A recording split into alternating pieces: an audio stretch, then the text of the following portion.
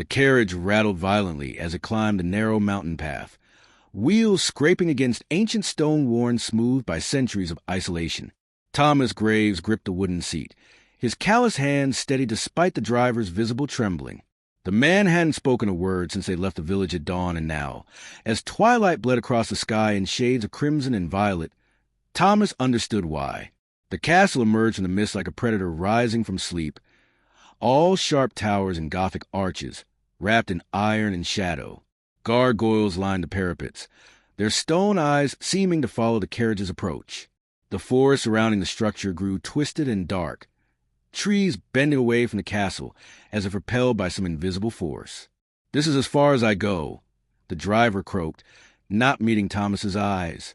His face was pale, slick with sweat despite the cold mountain air. "The gates open at dusk. You walk from here." Thomas nodded, shouldering his worn canvas bag. Everything he owned fit inside it. He'd lost his apartment 3 months ago, lost his cleaning job at Roosevelt Elementary 2 weeks after that. His daughter, Emma, was safe with his sister in Boston, but the arrangement was temporary. He needed money. He needed this job, no matter how strange the circumstances. The advertisement had been peculiar. Caretaker needed for noble household. Must be patient, unshakable, experienced with children. Previous applicants need not reapply. Compensation, $10,000 per month. No address, just instructions to meet at a specific crossroads at dawn. $10,000 a month.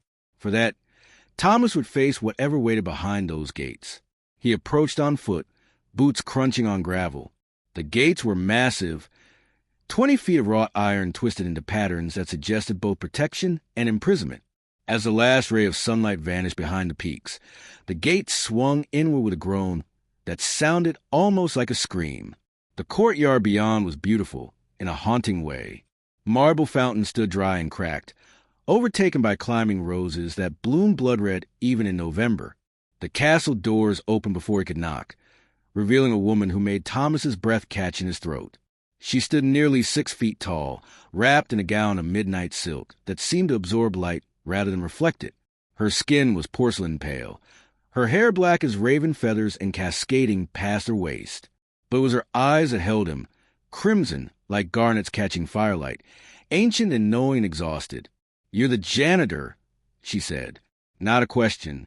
Her voice was rich, accented in ways Thomas couldn't place.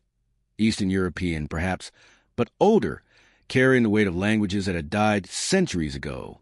"Thomas Graves, ma'am. I'm here about the caretaker position."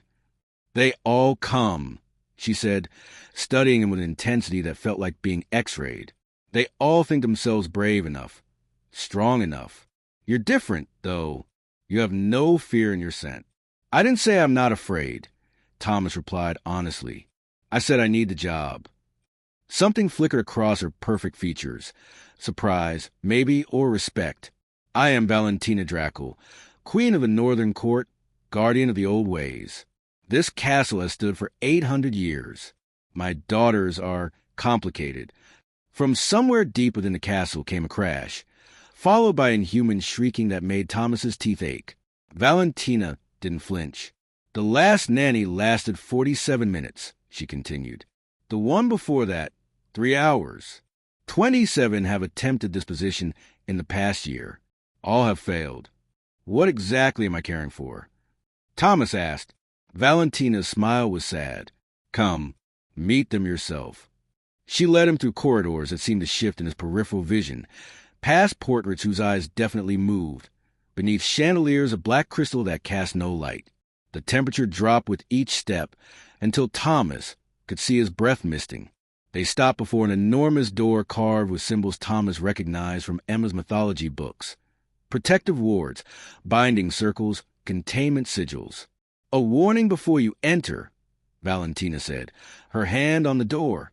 "My daughters are not human. They are damper, half vampire, born of my blood, and a mortal father who died before they could know him.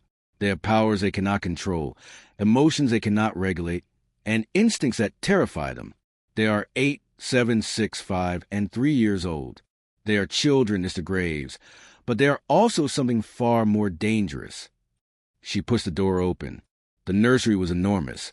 A cathedral-like space with vaulted ceilings painted with fading frescoes of angels and demons locked in eternal battle.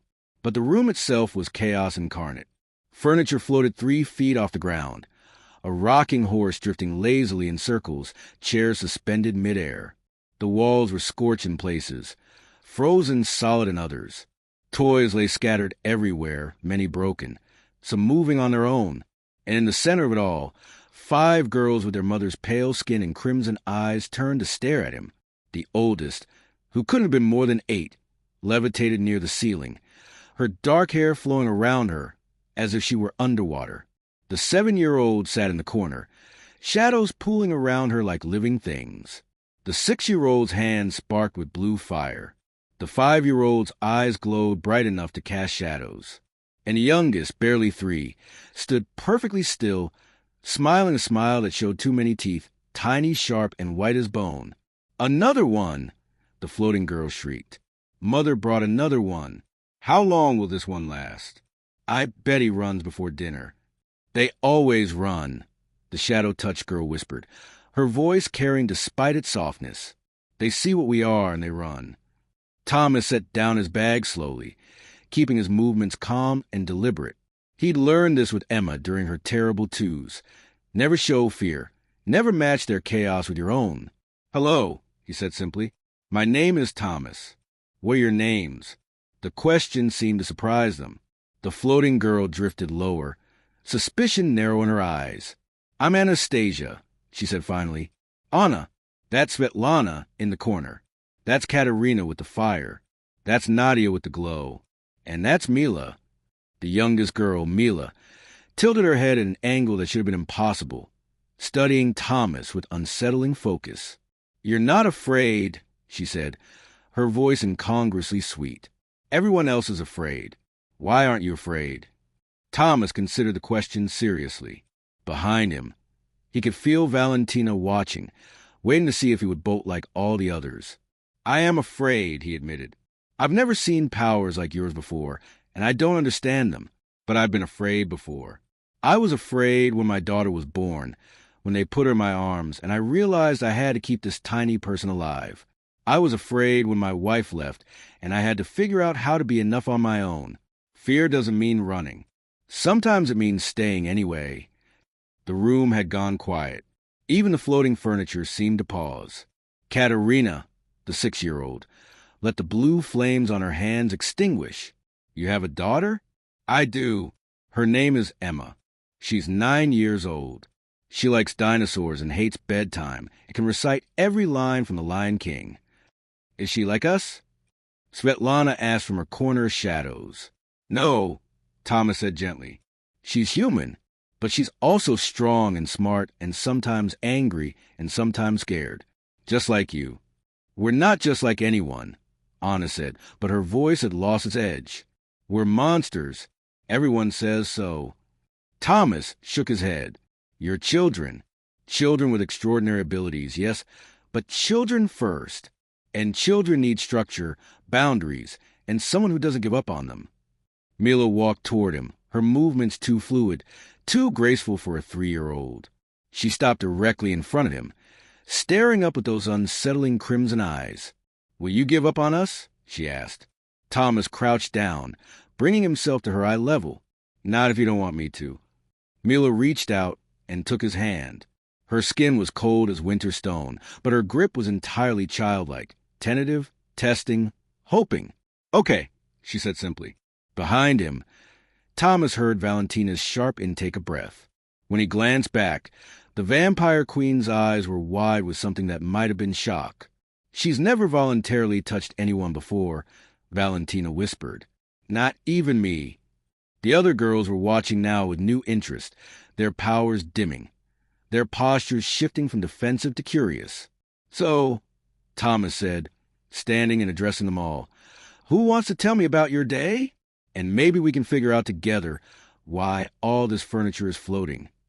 For the first time in longer than Valentina could remember, her daughters began to talk. Not scream, not threaten, but actually talk. About their boredom, their frustration, their inability to control the powers that surged through them like electrical storms, about the nannies who had feared them, the tutors who had fled, the isolation that felt like a cage closing tighter every day. Thomas listened to it all, nodding, asking questions, treating their supernatural problems like he'd treat any child's complaint about homework or bedtime. As the evening deepened and the girls' voices grew animated rather than angry, Valentina stood in the doorway of the nursery, watching this ordinary man, this janitor from a human school, do what 27 trained professionals had failed to accomplish. He made her daughters feel seen. And for the first time in centuries, Valentina Drackle felt something she'd almost forgotten existed. Hope. The castle's ancient stone seemed to sigh, as if they too had been waiting for this moment, for someone who would finally break the curse of fear that had held this family prisoner. Thomas Graves had no idea what he'd stepped into, or how deeply his presence would transform everything. But as he sat on the floor, surrounded by 5 dangerous, powerful, desperately lonely children who were finally starting to trust, one thing became clear. This was exactly where he was meant to be. The castle woke differently that morning. For the first time in months, there were no screams echoing to the corridors, no crashes of furniture being hurled against walls, no desperate sobbing that vibrated through the ancient stones. Valentina stood at her chamber window, watching dawn paint the mountains gold and purple, listening to the unprecedented silence with something close to disbelief. Below, in the eastern courtyard, she could see Thomas Graves already awake, examining the gardens with the same careful attention he'd given her daughters the night before. He moved like someone accustomed to hard work. His flannel shirt rolled to the elbows despite the November cold, his breath misting in the mountain air. She shouldn't be watching him. She shouldn't be fascinated by the way he noticed things, the way the roses grew in perfect spirals, the runes carved into the fountain's basin, the deliberate positioning of every tree and stone. Most humans looked at her castle and saw only Gothic excess. This man looked and saw the magic woven into every brick and shadow. Your Majesty, her chamberlain Victor, vampire, 200 years old, impeccably dressed, appeared at her elbow with his usual silence. The children slept through the night, all 5 of them. I know. Valentina couldn't keep the wonder from her voice. Forgive my impertinence, but I've served this house for 73 years. I have never witnessed such a thing. Victor paused, choosing his words carefully. The human is unusual. He's a janitor from Boston, Victor. He cleans floors for a living. With respect, Your Majesty, I don't believe that's all he is. Before Valentina could respond, chaos erupted from the nursery floor. Not the violent, destructive chaos of before, but the noise of children, actual children, arguing over something mundane. It's my turn to pick breakfast. You picked yesterday, Nadia. It's Svetlana's turn. I don't care whose turn it is. I just want pancakes. Valentina found herself moving toward the sound before she consciously decided to. Victor followed, his expression carefully neutral, but she caught the hint of amusement in his ancient eyes. The nursery had transformed overnight. Thomas must have worked after the girls went to sleep. The floating furniture was grounded and arranged logically, the scorch marks cleaned, the broken toys sorted into a pile for repair. He'd even covered the more frightening frescoes with sheets, softening the room's oppressive atmosphere. And there, at a table that had been set up near the eastern windows, sat her 5 daughters, arguing like normal children. Thomas stood at a makeshift kitchen setup. He'd somehow convinced the castle staff to bring up a portable stove and supplies. He wore an apron covered in flour, and he was flipping pancakes with the casual confidence of someone who'd done this thousands of times. "Ladies," he said, not raising his voice, "we talked about this last night. Remember the rule?" The bickering stopped immediately. 5 pairs of crimson eyes turned to him with an attention Valentina had never managed to command. "When we disagree," Anna recited, floating a few inches off her chair, "we use words, not powers. We take turns listening. And we find compromises." "Exactly. So, Svetlana picks breakfast today. She's chosen pancakes. Tomorrow, Nadia picks. The day after, Katerina. Everyone gets a turn." He flipped another pancake onto a growing stack. And if anyone doesn't like what's chosen, they can politely suggest alternatives or make themselves something else. But no fire, no floating food, and absolutely no biting. I only bit that one nanny, Mila protested, her 3-year-old voice indignant. And she called me a demon. I know, sweetheart, and calling you a demon was wrong and hurtful. But biting people is still not okay, even when they're mean. We use our word to tell them they've hurt us, and then we tell an adult. Thomas carried the pancake, stacked, to the table. Now, who wants chocolate chips and who wants blueberries? The chaos that followed was purely domestic.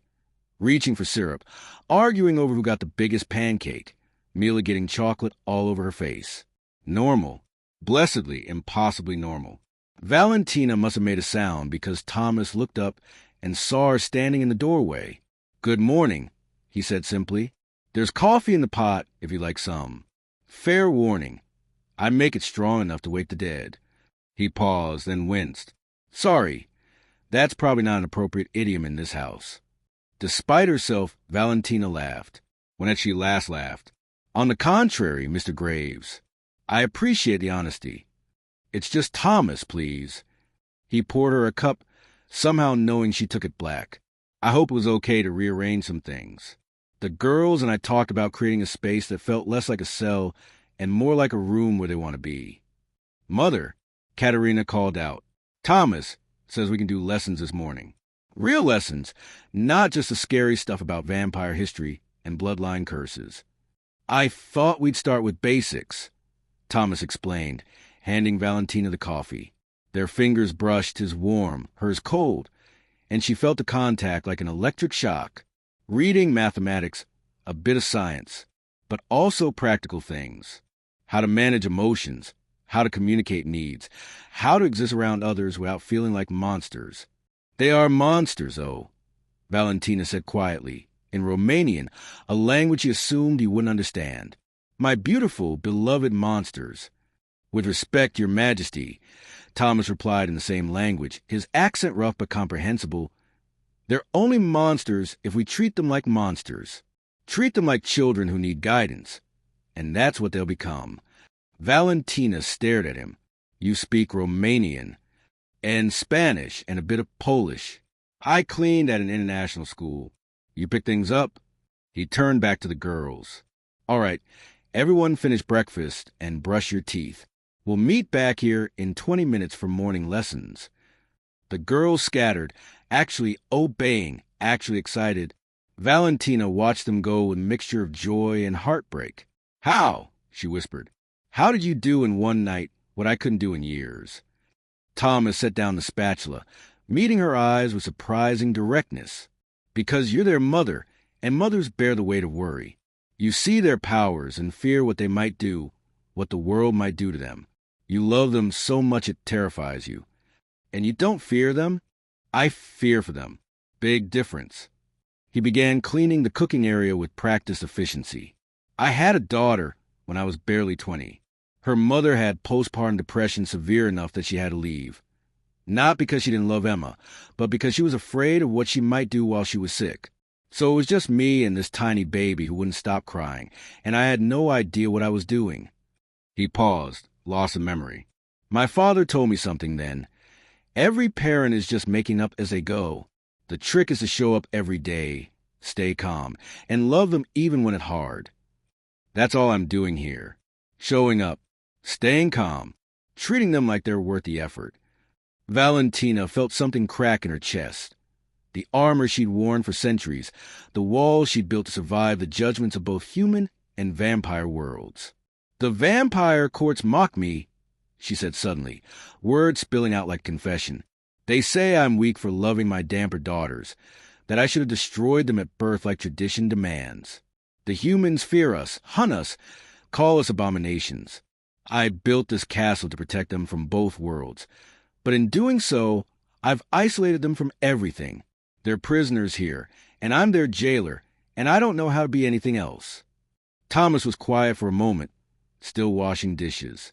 Then, you're not a jailer. You're a single mother doing everything in her power to keep her kids safe in a world that doesn't understand them. Sound familiar? She laughed again. The sound startled out of her. I'm an 800-year-old vampire queen, and you're comparing me to yourself? I'm comparing two parents who love their kids desperately and are terrified of failing them. The supernatural powers are just details. He dried his hands on a towel.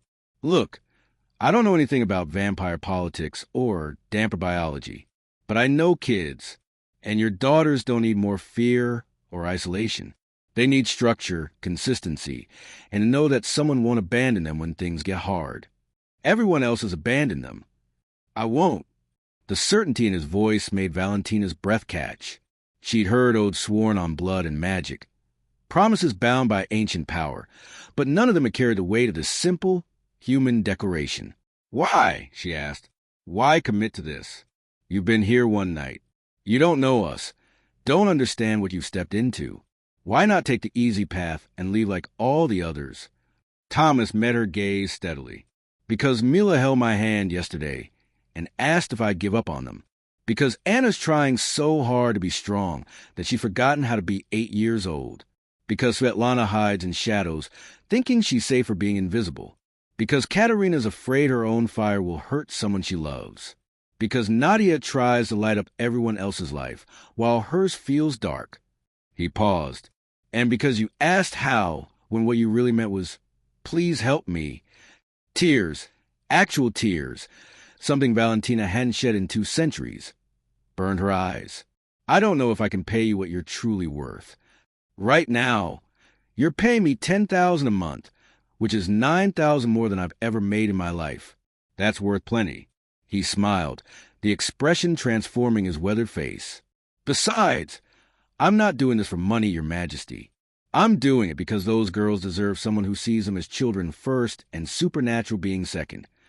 Before Valentina could respond, thunder of small feet announced the girls' return.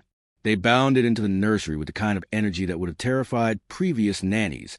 But Thomas just clapped his hands once. Excellent. Everyone ready? Let's start with something fun. He pulled out a worn paperback from his bag, where the wild things are. I'm going to read you a story about a boy named Max who gets sent his room and goes on an adventure. While I read, I want you to practice something important. Sitting still and listening. Anna, that means on the floor, not floating. Svetlana, that means in the light, not the shadows. Everyone ready?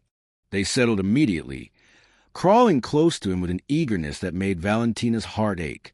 When had anyone simply read to her daughters before? As Thomas's voice filled the nursery, spinning the tale of wild things and the boy who tamed them, Valentina remained in the doorway, watching. Victor appeared beside her once more. Shall I conduct the standard background investigation, Your Majesty? He murmured. No. The word surprised even herself. I don't need to know his past. I need to see his present. As you wish, though I feel compelled to note, the children are smiling, truly smiling. They were, all 5 of them, even Anna who'd forgotten how, even Svetlana who usually hid her expressions behind curtains of hair, even Mila whose smiles usually look more threatening than joyful. Victor, Valentina whispered, what if he can actually help them? Then, Your Majesty, I would suggest ensuring he never wishes to leave. As morning light flooded the nursery and Thomas's voice wove magic more powerful than any spell Valentina had mastered in 8 centuries, she realized something profound. Her daughters weren't the only ones who'd been isolated and afraid. She'd been alone in this for so long, carrying the weight of protection and fear and impossible love with no one to share the burden.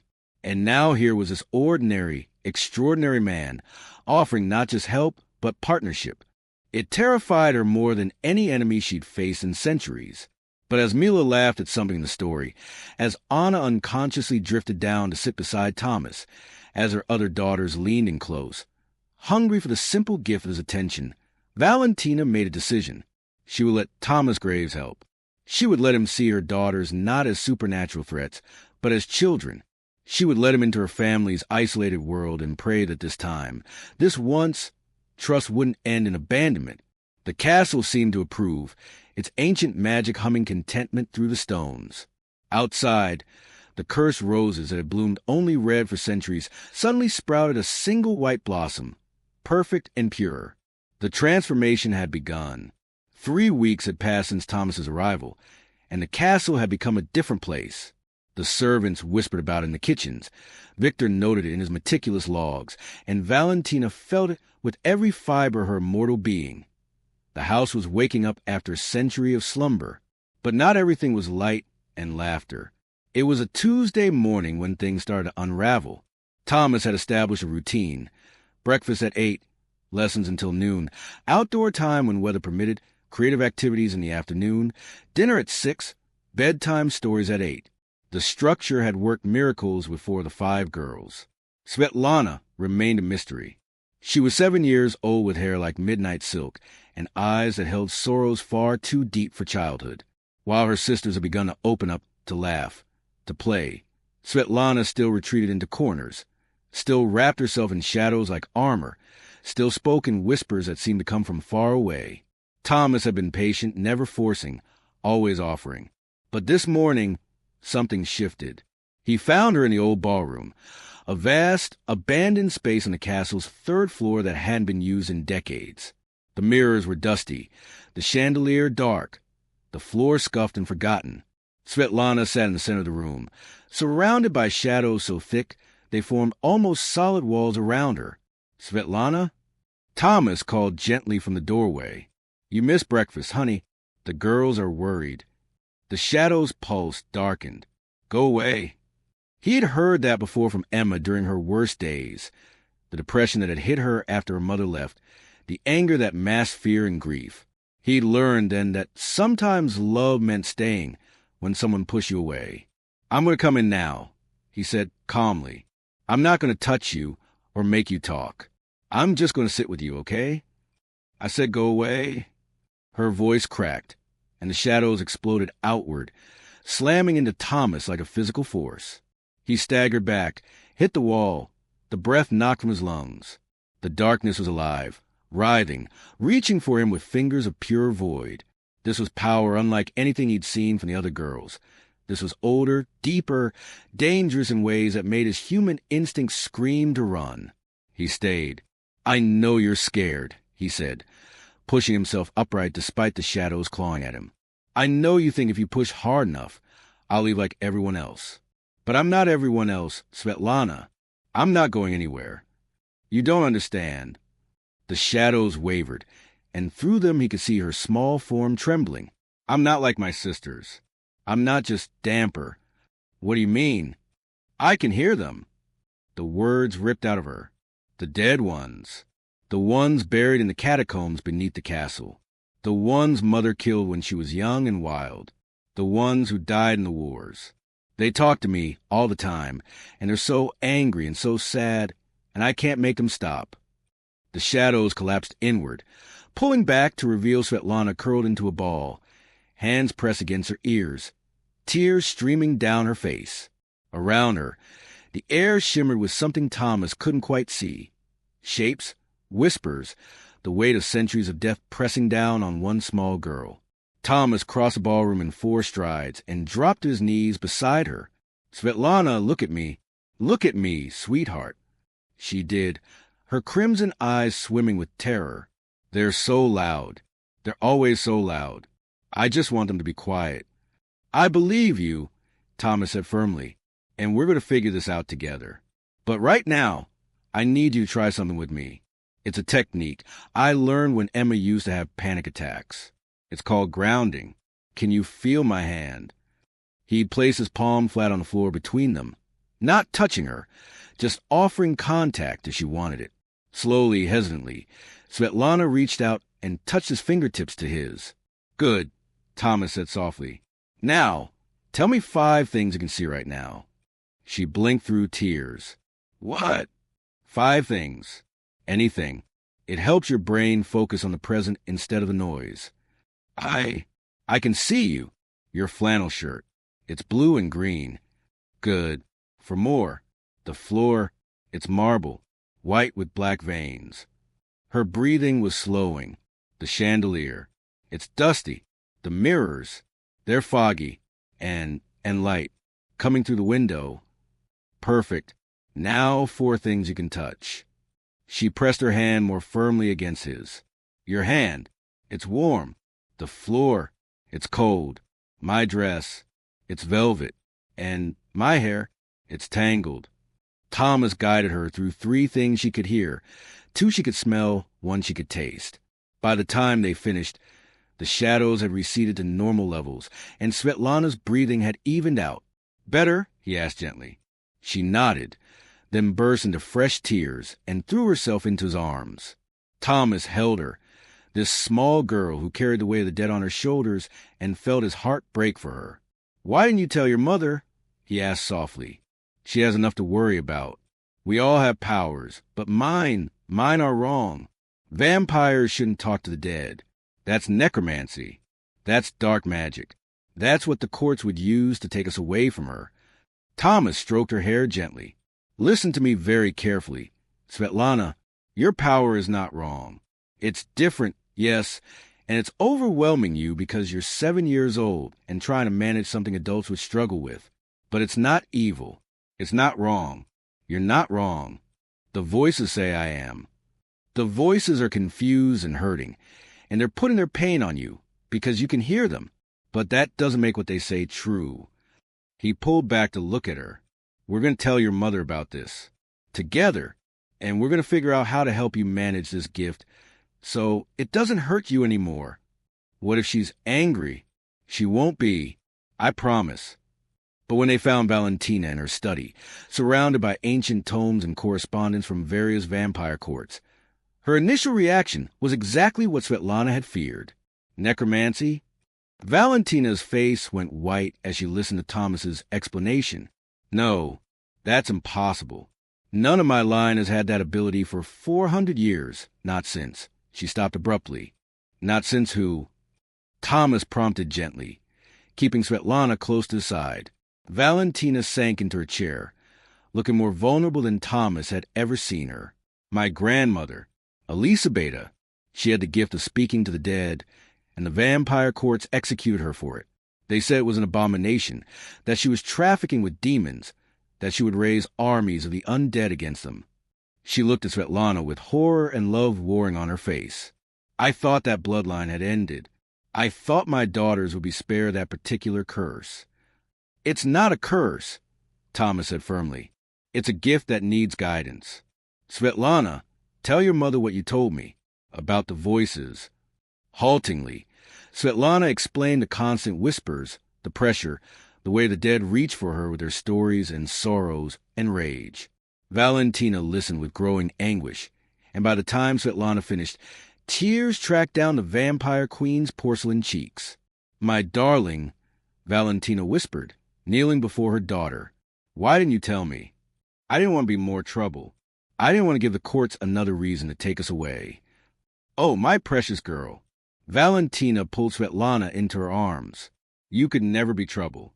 You are my daughter, and I will protect you from the courts, from the dead, from anything that tries to hurt you. Do you understand? Svetlana nodded against her mother's shoulder, and Thomas felt his chest tighten at the sight. This was what he'd been working toward. Not just helping the children, but rebuilding the trust between mother and daughters that fear had eroded. Okay, Thomas said, pulling up a chair. Now, let's figure this out practically. Svetlana, you said the voices are loudest in certain parts of Castle. Which parts? The catacombs, the old torture chamber, the North Tower where Mother keeps the war artifacts, and... She hesitated. The ballroom where Father died. Valentina flinched. Thomas noted it, but didn't comment. Those are all places of strong death energy, he said, which makes sense. Now, have you noticed times when the voices are quieter? Svetlana thought about it. When I'm with my sisters, when we're doing lessons, when you're reading to us. Because you're focused on the living, on the present, on things that bring you joy. That's the key. Thomas looked at Valentina. I'm not an expert in supernatural abilities, but I know trauma response. Svetlana needs 2 things. Coping mechanisms for when the voices get overwhelming, and training in how to control when she listens and when she blocks them out. I don't know how to provide that training, Valentina admitted. My grandmother was executed before she could teach anyone her methods. Then we find someone who does know. Thomas pulled out his phone. Miraculously, the castle had decent Wi-Fi. I'm going to research. There have to be communities of people dealing with similar abilities. Mediums, spiritualists, whatever proper term is. Someone who can teach Svetlana that her gift doesn't have to control her. The vampire courts would never allow. Then we don't ask the vampire courts. Thomas met Valentina's gaze steadily. With all due respect, Your Majesty, the courts seem more interested in tradition and power than in helping these children thrive. So we go around them. We find human practitioners, supernatural ones from outside vampire politics. Anyone who can help, unless you think the court's approval is more important than Svetlana's well-being. It was perhaps the most direct challenge Thomas had ever issued to Valentina. Victor, standing in the corner, looked scandalized. But Valentina stared at Thomas for a long moment, then laughed, a real laugh, full of genuine mirth. You're absolutely right. Damn the courts. We do what's best for my daughter. She turned to Svetlana. In the meantime, we make changes. You're moving to a bedroom on the east wing, away from the catacombs. We'll set up protective wards, not to bind your power, but to filter the voices, so they're not so overwhelming. And every day, we'll practice what Thomas taught you. Grounding, focusing on the present. And, Thomas added, we're going to start a new activity, art therapy, all the girls, but especially you, Svetlana. Drawing, painting, sculpting. Ways to express what you're feeling without words. The dead speak to you in whispers. You're going to learn to speak back in colors and shapes, on your own terms. For the first time since Thomas had met her, Svetlana smiled. A real, genuine smile that lit up her solemn face. Can I paint the voices? So they're outside my head. You can paint anything you want, sweetheart.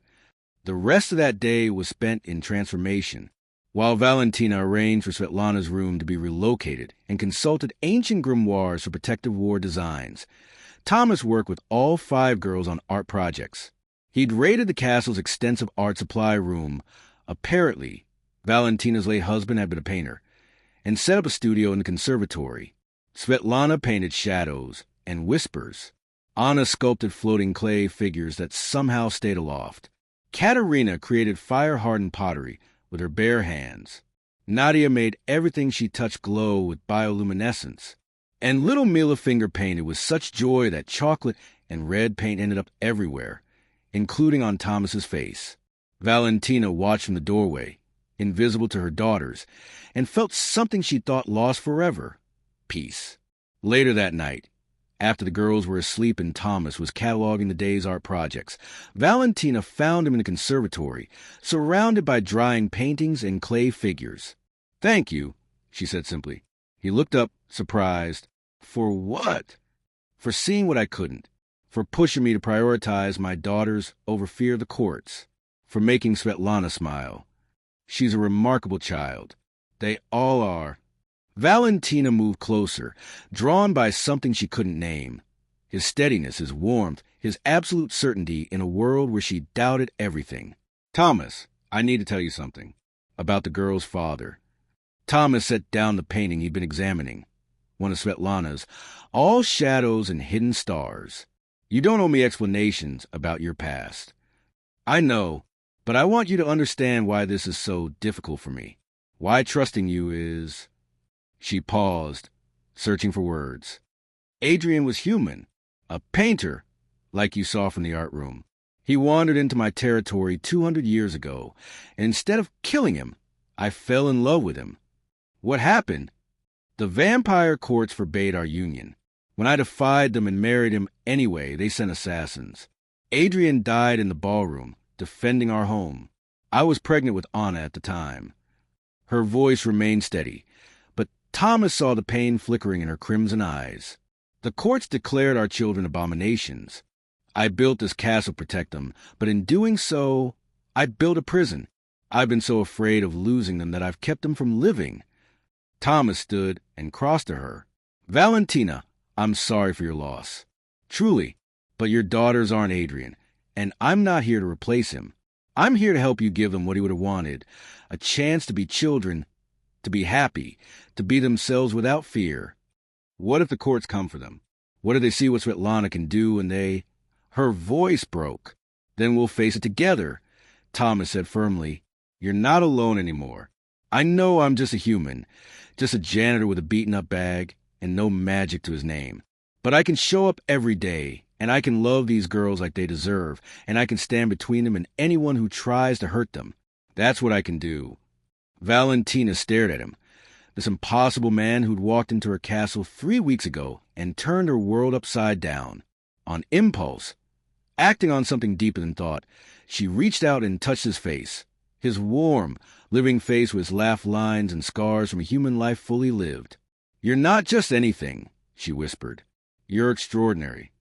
The moment stretched between them, charged with something neither was quite ready to name. Then Thomas smiled, breaking the tension gently. Come on, he said.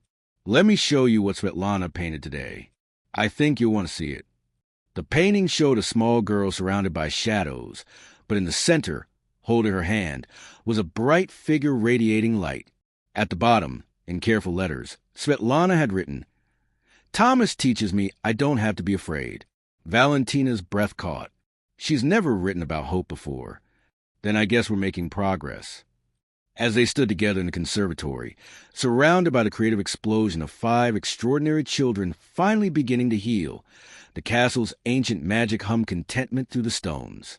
Outside, the cursed roses bloomed white and red together, impossible and beautiful. The transformation was deepening. And in the ballroom where Adrian had died defending his family, the angry spirit that had haunted that space for 2 centuries finally felt something it hadn't experienced since death. Gratitude. Someone was finally protecting his wife and daughters the way he'd always wanted. The dead, Svetlana would realize in time, didn't always whisper sorrow. Sometimes they whispered of joy. The vampire courts came on a night when the northern lights painted the sky in ribbons of impossible green and violet. Thomas had been at the castle for 2 months, and in that time, everything had changed. The girls were thriving. Anna had learned to control her floating. Katerina could channel her fire into art. Nadia's light had become a gift she shared freely. Mila smiled without showing too many teeth, and Svetlana was painting masterpieces of light and shadow that spoke of healing. But some storms can't be avoided forever. Thomas was reading Matilda to the girls when Victor appeared, his face grave. Your Majesty, the northern court has sent emissaries. They're at the gates. Every child in the room went still. Valentina's face drained to what little color it held. How many? 12, led by Constantine himself. Thomas had learned enough in 2 months to know what that meant. Constantine was the court justicar, the enforcer of vampire law, and he didn't make social calls. Girls, Thomas said calmly, closing the book, I need you to go to your rooms and stay there.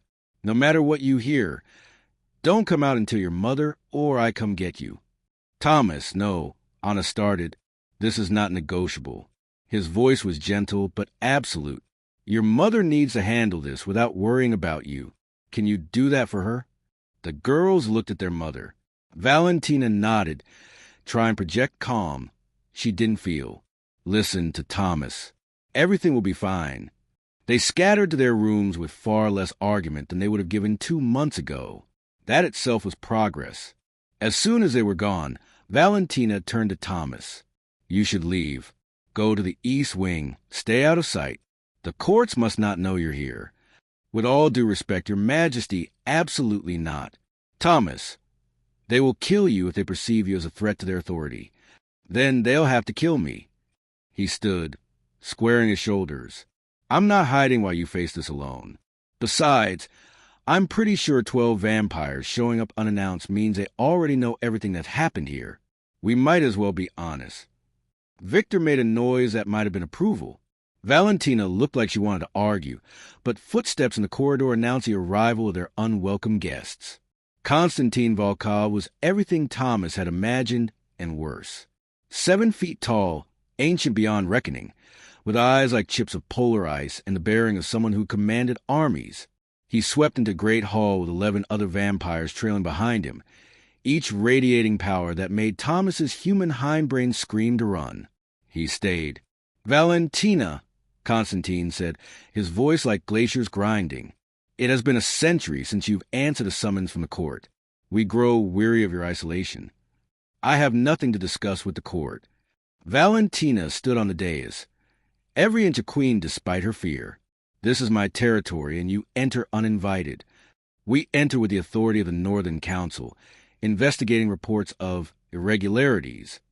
His cold gaze swept the room and landed on Thomas, including the presence of a human, in a position of trust with damper children. How novel, how foolish. Thomas Graves is my employee and under my protection, Valentina said sharply. You will treat him with the respect due any member of this household. Will I? Constantine glided forward with predatory grace. Tell me, human, do you know what you involve yourself in? Do you know the laws you've helped this household break? Thomas met those ancient eyes steadily. I know I've helped 5 children learn to read, paint, and not be afraid of their own shadows. If that's breaking your laws, then your laws need updating. Several of the vampires behind Constantine hissed. The Justicar himself went very still, which was somehow more frightening than anger. Bold words from someone who could be ash in seconds, Constantine said softly. The damper children should have been presented to court at age 5 for evaluation and training. Valentina has hidden them, kept them from their heritage, allowed them to develop powers without proper oversight. And you, he turned back to Valentina, have apparently allowed one of them to develop necromantic abilities. Do you deny this? I don't deny that my daughter has a rare gift. A rare gift. Constantine's laugh was sharp as breaking ice. Necromancy has been forbidden for 4 centuries, since your grandmother tried to raise an army of the dead against the Eastern Court. The fact that her bloodline manifested again is grounds for immediate custody of all 5 children. No. Valentina's voice cracked like a whip. You will not take my daughters. It's not your choice. Actually, Thomas said, stepping forward despite Valentina's warning look, I think it is. See, I'm new to vampire politics, but I spent enough time Googling supernatural law while the girls napped to learn some interesting things, like the fact that damper children can choose at age 10 which world they want to belong to, vampire or human. Anna turns 10 in 6 months, which means she gets to decide if she's subject to your authority at all. Constantine turned the full weight of his attention on Thomas. You've been researching. How industrious and irrelevant. The laws you reference apply only to damper children raised in accordance with court protocols. These children have been kept in isolation, untrained, unsupervised. They've been loved, protected, and educated. Thomas interrupted. They've been given a childhood they deserve instead of being turned into soldiers or political pawns. And in 6 months, when Anna is old enough to choose, I'm guessing she'll choose to stay with her mother. Then Svetlana the year after. Then each of her sisters in turn. By the time you could legally claim authority over the youngest, she'll be old enough to tell you no. The silence that followed was absolute. Then Constantine smiled, and it was the most terrifying expression Thomas had ever seen. Clever, for a human, but you've miscalculated. The court could simply remove the children now, before they reach the age of choice, citing parental unfitness. On what grounds? Thomas demanded. On the grounds that Valentina allowed necromantic abilities to develop unchecked, endangering both her household and the supernatural community at large. Constantine produced a scroll from his coat. We have reports of screaming from this castle heard for miles, of destruction, violence, uncontrolled power. From 2 months ago, yes, Thomas said. Would you like updated reports? Because I've been documenting everything. Daily journals, progress notes, video documentation of lessons and activities. I can prove that these children are thriving under their mother's care, with proper support. He pulled out his phone, pulling up videos he'd recorded with Valentina's permission. Anna reading aloud, her face bright with pride. Katerina shaping fire into a phoenix. Svetlana painting, calm and focused. Nadia making shadow puppets dance with light. Mila laughing as she made pancakes. These are your dangerous, uncontrolled children, Thomas said. These are the monsters you want to tear from their mother and put into your court's custody. Several of the vampires behind Constantine shifted uncomfortably. Even the Justicar's expression flickered with something that might have been surprise. The human has made them seem almost civilized, one of the other vampires murmured. Civilized. Valentina's voice was low and dangerous. My daughters are not animals to be tamed. They are children with extraordinary abilities who needed patience and guidance, not fear and imprisonment. And you couldn't provide that guidance yourself? Constantine challenged. No, Valentina said quietly. I couldn't, because I was so afraid of losing them that I held them too tightly. Because I saw my husband's death in every shadow and my grandmother's execution in every manifestation of power. Because I loved them so much it terrified me. She descended from the dais, standing tall despite her admission of weakness. Thomas showed me that love sometimes means asking for help. It means acknowledging what you can't do alone. It means letting someone else see your children as they truly are, not as symbols of loss or fear. Constantine studied her for a long moment. You're asking the court to leave you alone based on the intervention of one human janitor? I'm asking the court to judge my daughters based on who they are now, not on paranoid laws written 4 centuries ago. Valentina moved to stand beside Thomas. And yes, one human janitor has done more for this household than the entire Northern Court has done in 200 years. Bold words may cost you dearly, Valentina. Then let them cost me. But you will not take my daughters. The tension in the room was suffocating. Thomas could feel the power radiating from 12 ancient vampires, anyone of whom could kill him before he could blink. But he stood his ground, and beside him, Valentina did the same. Then a small voice broke the silence. Please don't take us away. Everyone turned. Svetlana stood in the doorway, still in her nightgown, her sisters behind her. Thomas's heart sank. He'd told them to stay in their rooms. But looking at their faces, he understood. They'd heard everything, and they'd made a choice. We're not dangerous, Svetlana continued, walking forward with a courage that made Thomas's chest tight. We were scared and alone, but Thomas and Mother taught us how to be better. I can talk to the dead, yes, but I use it to help them find peace, not to hurt people. Watch. She closed her eyes, and the temperature in the room dropped. Shadows gathered around her, but gently this time, flowing like water rather than attacking like wolves. Shapes formed in the darkness, translucent figures of men and women in ancient dress. The spirits of those who died in this castle over 8 centuries. These are the castle's ghosts, Svetlana explained, her 7-year-old voice steady. They were angry because no one listened to them. But I listened.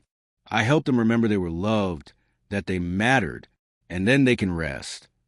As Thomas watched, the spirits began to fade, not destroyed, but released, passing on to whatever came next, their expressions peaceful. Within moments, the room was clear of supernatural presence, except for the vampires themselves. Constantine stared. That shouldn't be possible. Necromancy is about binding the dead, controlling them. Maybe your grandmother did it wrong, Thomas said quietly. Or maybe she was so scared and cornered that she only saw her power as a weapon. Svetlana sees it as a gift to help souls find peace. That's the difference between a child raised in fear and one raised in love. Anna stepped forward next. I can float anything now. Watch. She gestured, and one of the heavy marble statues lining the hall rose smoothly into the air, hovered, and settled back down without a sound. Thomas taught me control. Before, I floated things because I was angry or scared. Now I choose. Katerina made fire dance between her hands, shaped like butterflies, beautiful and controlled. Not weapons, art. Nadia illuminated the room with soft, warm light that made even the vampires look less frightening. Not to blind, to guide. And Mila, the smallest, walked up to Constantine, this ancient, terrifying vampire who'd seen centuries pass, and held out her hand. You're scared too, she said with 3-year-old wisdom. Scared that if we're different, we'll hurt people. But Thomas says being different just means we have to try harder to be kind. Do you want to see my drawings? I drew my family. She produced a crumpled paper from her nightgown pocket. It showed 5 stick-figure girls holding hands with a tall stick-figure woman and a slightly shorter stick-figure man. Above them, a massive heart encompassed everyone. "That's Mother and Thomas and us," Mila explained. "We're not monsters. We're a family." Constantine took the drawing with hands that trembled slightly. For a long moment he stared at it. Then he looked at Valentina, at Thomas, at the 5 extraordinary children who just demonstrated more control and compassion than most adult vampires ever managed. "I believe," he said slowly, "that I need to report back to the council that the situation here is under control." Valentina's breath caught. "You're not taking them?" "I'm not taking them. But there will be conditions." He looked at Thomas. "You, human, will continue your work here. The court will send observers periodically to verify progress. And when each child reaches the age of choice, they will be allowed to make that choice freely. But they must make it with full knowledge of both worlds." "Agreed," Valentina said immediately, and Constantine continued, his gaze settling on Svetlana. "The girl with necromantic abilities will have training. Not from the court. We lost that knowledge when we executed those who held it.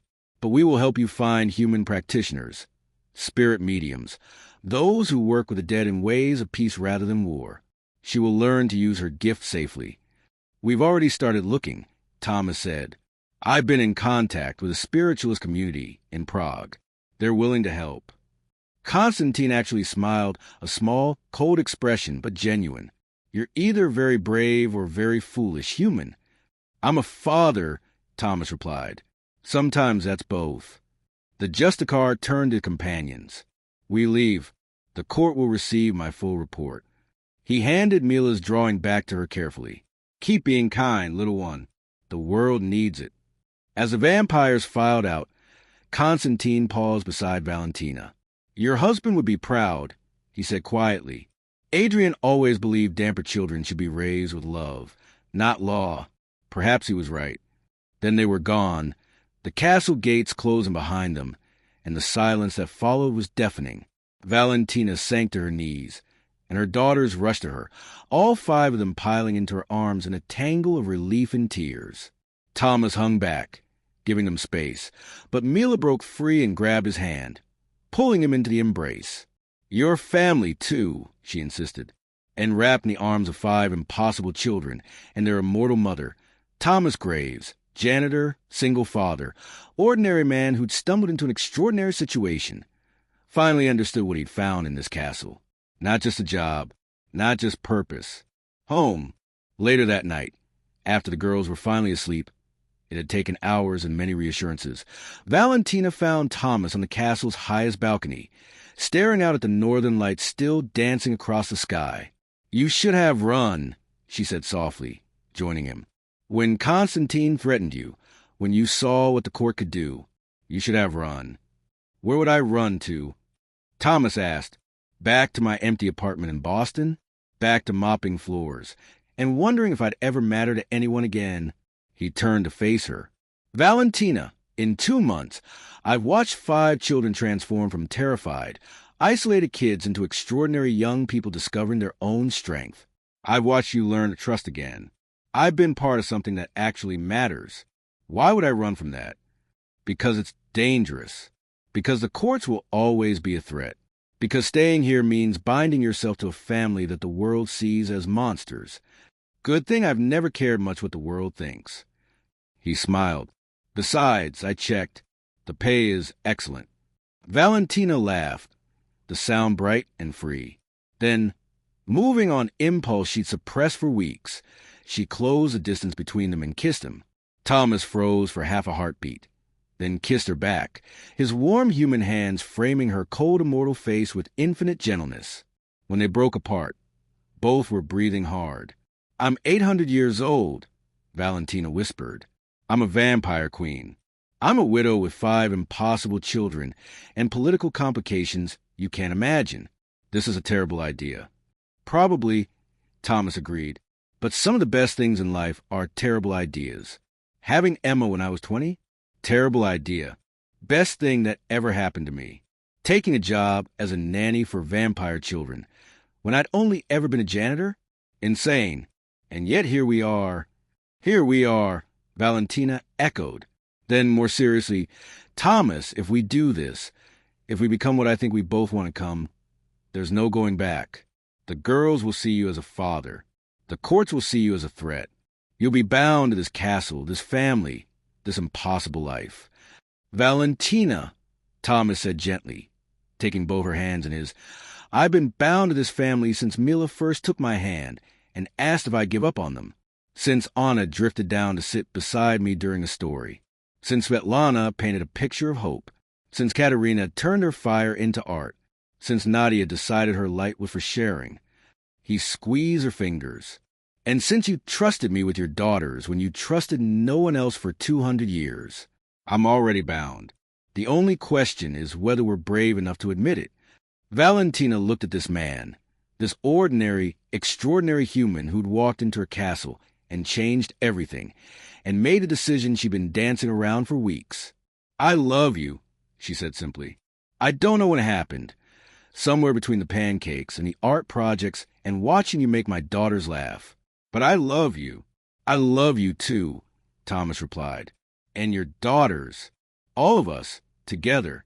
This impossible family we've built. They kissed again, longer this time, as the northern lights danced overhead and the castle's ancient magic hummed approval through every stone. Inside, 5 extraordinary girls slept peacefully for the first time in their young lives, dreaming of futures where their powers were gifts rather than curses, where they were children first and supernatural beings second, where love was stronger than fear. In the village below, people would wake the next morning and notice something strange. The castle on a mountain, which had loomed dark and foreboding for 2 centuries, seemed somehow lighter. The oppressive weight that had hung over the region had lifted, replaced by something that felt almost like joy. And in the castle itself, in the room where Adrian had died defending his family, his spirit, which Svetlana had quietly been helping to heal, finally smiled. His wife had found happiness again. His daughters had found the father they'd needed. His family was whole. He could rest now. As dawn broke over the mountains, painting snow-capped peaks in shades of rose and gold, Thomas Graves stood on a balcony with Valentina Drackle, planning a future neither had thought possible. They would face challenges. The courts would continue to test them. The girls would have difficult moments as they grew. The world would never fully understand what they'd built here. But they would face it together. A vampire queen, a human janitor, and 5 impossible children learning that family isn't about blood or power or ancient heritage. It's about choosing each other day after day, even when it's hard, especially when it's hard. And in that choice, they found something more powerful than any magic the supernatural world had ever known. They'd found home.